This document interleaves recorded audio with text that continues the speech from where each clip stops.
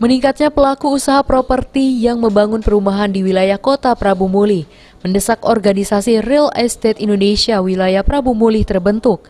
Menurut Wakil Wali Kota Andrian Syafikri, selama ini memang belum ada pihak yang mengkoordinir pelaku usaha real estate di Prabu Muli.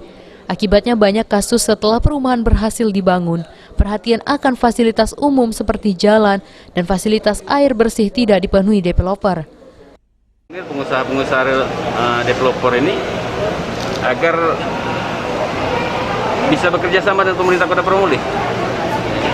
Jadi kalau selama ini mungkin ada beberapa dari pengusaha ini yang agak nakal, bisa dikoordinir oleh RE ini. Kalau selama ini kan kita ada RE ya, ada KT yang bisa memantau mereka. Sudah bangun perumahan, selesai akad 10-15 rumah, mereka tinggalkan. Pasum belum selesai dan lain-lain belum selesai. Jadi PR Kota Prabu Muli untuk bangun pasum dan sebagainya. Nah sekarang sudah ada RE ini, ya, RE lebih bisa mengawasi mereka.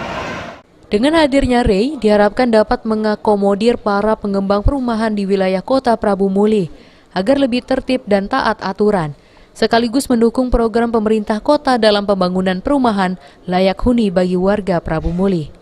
Beni Firdaus, PAL TV.